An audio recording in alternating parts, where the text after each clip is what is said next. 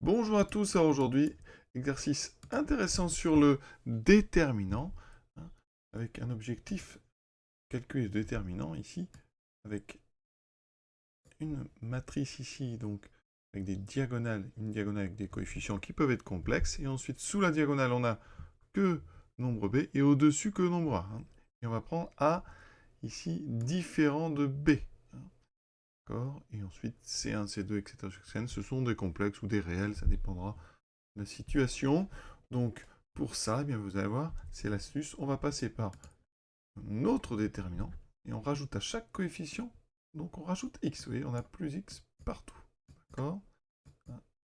Alors, ça a l'air d'être plus compliqué puisqu'on rajoute quelque chose à chaque coefficient, mais vous allez voir, ça va nous permettre eh bien, de calculer ce déterminant par une belle astuce. Première question, eh bien, on va montrer que ce déterminant ici de delta n de x, eh bien, c'est une expression affine de x.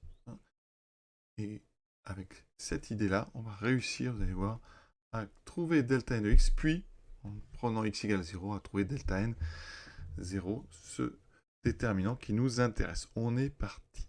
Alors, première question, montrer que delta de x est une expression affine de x. Pour ça, eh bien, il faut remarquer qu'on a des x partout. On a plus x partout.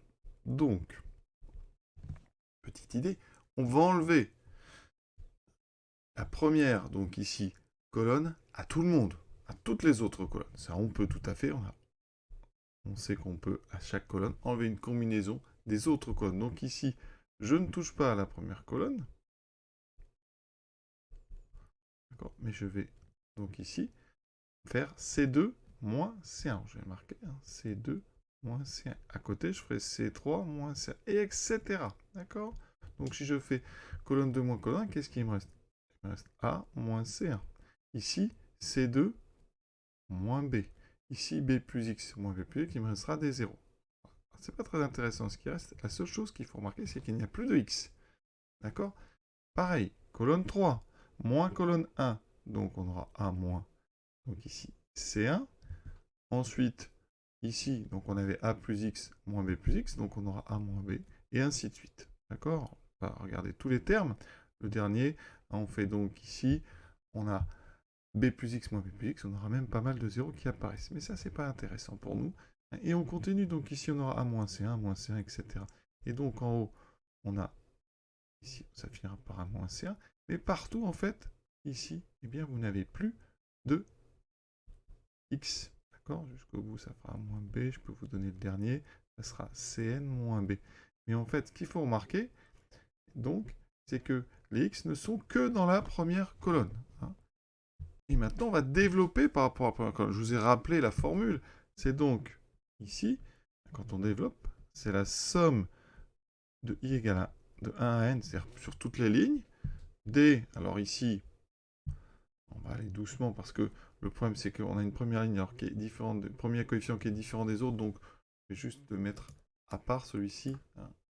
Donc ici, je développe par rapport à la première colonne, donc on a C1 plus X. Alors je vais marquer développement par rapport à la première colonne. Donc on a C1 plus X multiplié par le mineur, donc delta 1, 1. Ce mineur, je vous le montre, il est ici. D'accord, vous voyez bien qu'il n'y a pas de X. Et ici, constant par rapport à X. D'accord. Constant par rapport donc, à X. Ensuite, le reste est donc plus la somme pour I égale 2 à N. D'accord. D moins 1 puissance I plus J, donc 1 plus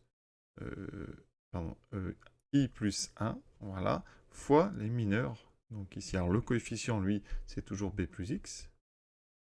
Voilà, et multiplié par le mineur, donc ici, delta I, 1. D'accord. Et la même chose, tous ces mineurs ici sont indépendants de X, ils sont constants par rapport à X. Que vous voyez, il n'y a pas de X du tout dans les colonnes de C1, de C2 jusqu'à Cn. Donc, qu'est-ce qu'on a devant nous? Bien évidemment, une expression affine, parce que là, on a, donc si vous voulez, en termes de X, on a quoi? On a le mineur, donc delta 1, 1, plus la somme de I égale 2 à n des moins 1 puissance I plus 1. Et ici, alors, je développe, j'ai donc le mineur delta I virgule 1. ça c'est donc mon coefficient en x, plus le coefficient constant, donc C1 delta 1, plus la somme de i égale 2 à n, des moins i puissance, des moins 1 puissance i plus 1, ici b delta i1. Voilà, et effectivement, eh bien, ceci c'est constant par rapport à x, donc indépendant de x, un constant par rapport à x, et celui-ci aussi, idem. Donc on a bien une expression affine, donc delta n de x est affine. Donc ça veut dire que ça s'écrit, alors je ne vais pas prendre les lettres A et B parce que c'est déjà pris, donc alpha x plus bêta. Et nous, eh bien voilà, l'idée de l'exercice, c'est qu'on va essayer de trouver justement ces deux coefficients, alpha et bêta. Donc je répète, on enlève la colonne 1 à toutes donc les colonnes, de C2 jusqu'à Cn, de façon à faire apparaître un déterminant dans lequel vous n'avez du x que dans la première colonne, et après il n'y a plus de x, et on développe ensuite par rapport à cette première colonne, en comprenant bien que tous les mineurs qui sont apparus, eh bien, sont indépendants de x, donc on a du x que dans les coefficients de la première colonne, c'est-à-dire ce C1 plus x et ce B plus x. Alors, je vais écrire après le résultat, mais là on aurait pu conclure par une phrase. Parce qu'on ne va pas se servir des calculs que j'ai fait en dessous. C'était vraiment juste pour montrer un petit peu. Deuxième question. En déduire delta n de x. Donc ici, cherchons donc alpha et bêta. Alors ce sont des réels ou des complexes en fonction de l'exercice. Tels que donc ici, delta n de x est égal à alpha x plus bêta. Alors l'idée de l'exercice, c'est de calculer delta n 0. Donc inutile ici de remplacer x par 0. Ça ne va pas nous amener à grand chose. Donc, il faut trouver des valeurs de x intéressantes. Alors ici, ce qu'on peut remarquer quand on regarde la matrice, enfin la matrice qu'il y a dans notre calcul, eh bien c'est qu'ici, les valeurs intéressantes, ça serait par exemple moins b ou moins a, puisque si on prend moins a, on a ici en haut toute une ligne de 0 qui va apparaître, et même tout un triangle. Donc ici, regardez ce que ça donne. Delta n de moins a. Il va me rester quoi? Donc, C1 moins a. B-, tout ça ici on a des B-. Ensuite on aura ici tout un triangle avec des B-. La diagonale ici c'est 2-, C, etc. Donc ici Cn-. Et ici, eh bien regardez, il n'y a que des 0. On a tout ici un triangle. Donc notre matrice delta n moins a, elle est triangulaire inférieure. Directement sans avoir rien à faire. Donc quand je veux calculer ce déterminant, eh bien, je fais le produit des termes diagonaux. Donc c'est le produit de i égale 1 à n des ci moins a. Fort de cette idée, on va maintenant regarder delta n de moins b. Delta n moins b, alors la diagonale, ici c'est à peu près la même, c'est avec des b, c1 moins b, c2 moins b, etc. jusqu'à Cn moins b. Ici, bien, ce qui est intéressant, c'est que le dessous, ici, va toujours, quand on met à la place de x moins b, regardez en haut, il va rester une matrice, il ne va rester qu'un triangle avec des zéros. Et ici, partout, on aura a moins b. Donc là, on a, alors, je vais écrire comme ça sera plus clair peut-être. Ici, on n'a que des a moins b. Voilà. Donc, c'est une matrice triangulaire, cette fois-ci, supérieure. D'accord? Triangulaire supérieur, donc le déterminant, c'est encore le produit des termes diagonaux. Donc ici, c'est produit des i égale 1 à n des ci moins b. Qu'est-ce qu'on va faire de tout ça? Eh bien, c'est là qu'intervient alpha x plus bêta.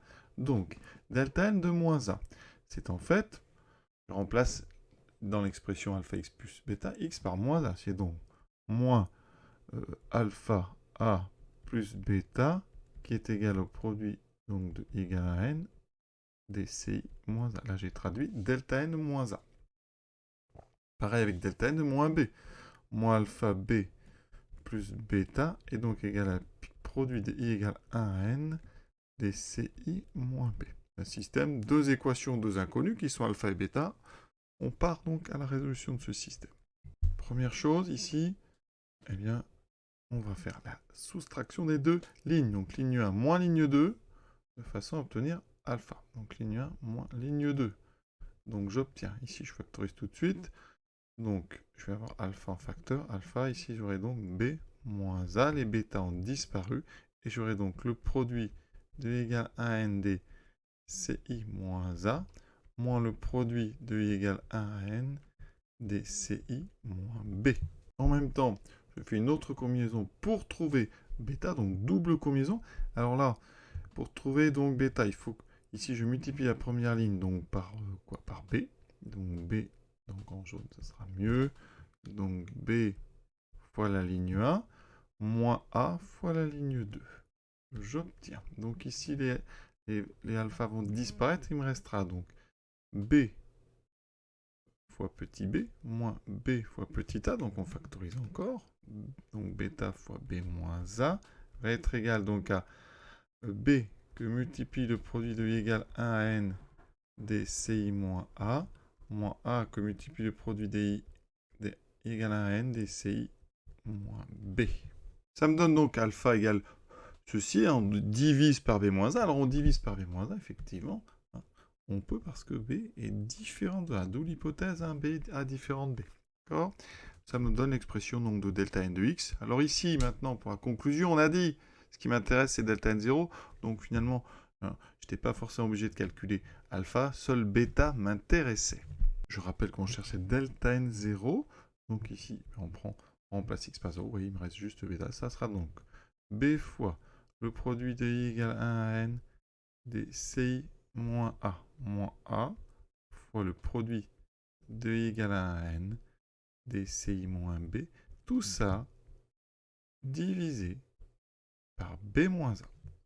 Voilà, ce très joli exercice, très classique aussi, hein, je le dis, est terminé. Je vous souhaite une bonne fin de journée à tous et à très bientôt.